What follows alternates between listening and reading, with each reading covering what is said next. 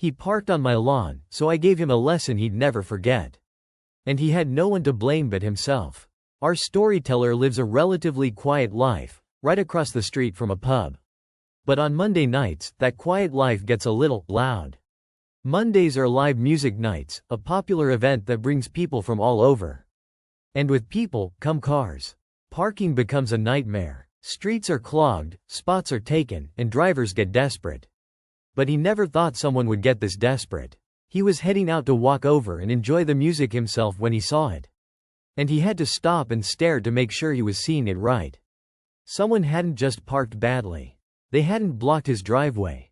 They had driven their car up, over the curb, and parked directly on his lawn. His beautifully manicured lawn. The car was just sitting there, nestled between his flower pots like it belonged there. The sheer audacity was breathtaking. He took a deep breath.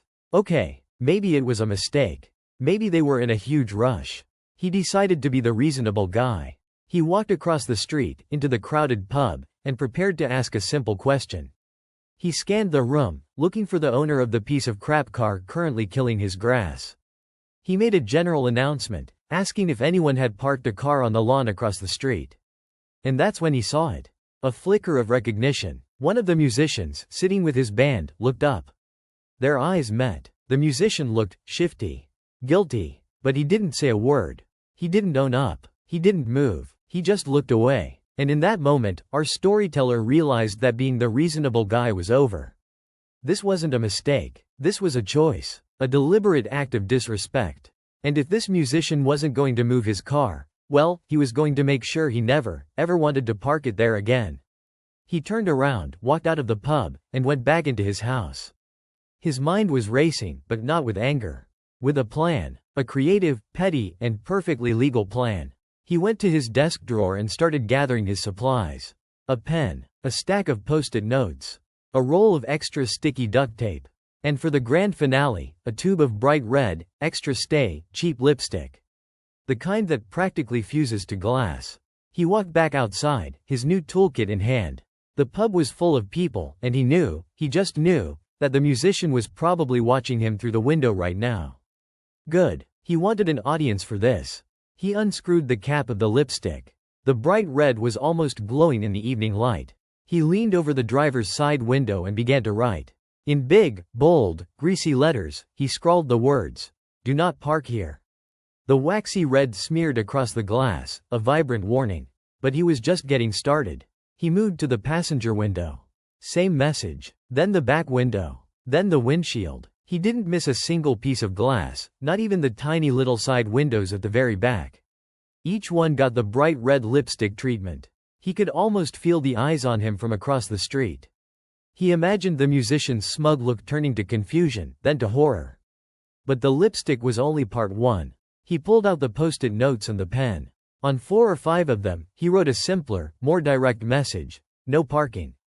He took the first note and pressed it against the center of the windshield, right over the driver's line of sight. Then he grabbed the roll of duct tape. And for anyone out there about to argue, yes, in England, it's called duct tape. It has been for over 100 years. He unrolled a long strip. Then another. And another. He began to tape the post-it note to the glass with a ludicrous amount of tape. He wasn't just securing it, he was creating a web. He used about 2 feet of the sticky, silver tape for that single, tiny piece of paper. He crisscrossed it, layered it, making sure that removing it would be an absolute nightmare. The glue from that tape was going to leave a residue that would take ages to scrape off. He repeated the process on the back windscreen. Another post-it. Another chaotic mess of silver tape. He stood back for a moment to admire his work. The car, once just an anonymous junker, was now a piece of protest art. A monument to bad decisions. It was covered in screaming red warnings and plastered with silver tape. It looked ridiculous. It looked shameful. He hoped the musician was still watching. He hoped he was enjoying the show. Because the drive home was going to be the real performance. The drive of shame. He imagined the man coming out of the pub, maybe a little drunk, ready to go home, only to find his car transformed into a public humiliation device. He'd have to scrape and scrub that rock-hard lipstick off every single window.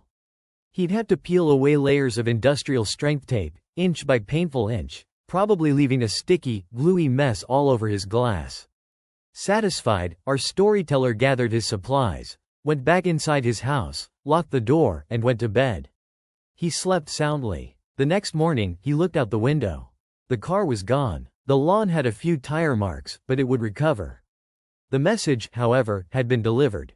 But he knew that a message written in lipstick was temporary. He needed a permanent solution. So that afternoon, he went to the hardware store.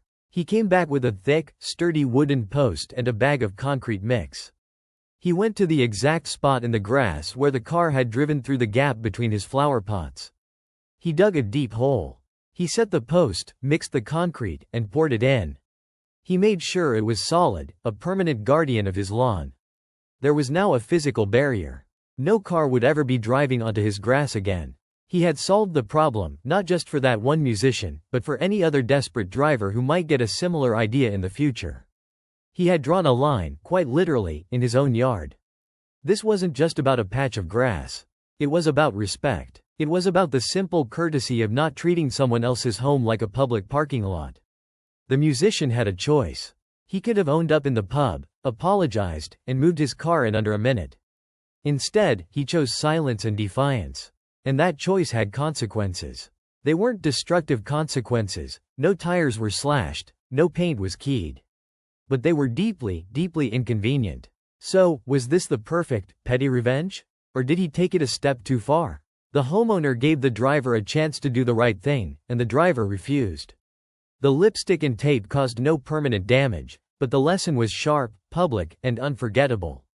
It was a masterclass in making a point without breaking the law. But we want to know what you think. Was this a brilliant response to incredible disrespect, or was it a childish overreaction? What would you have done?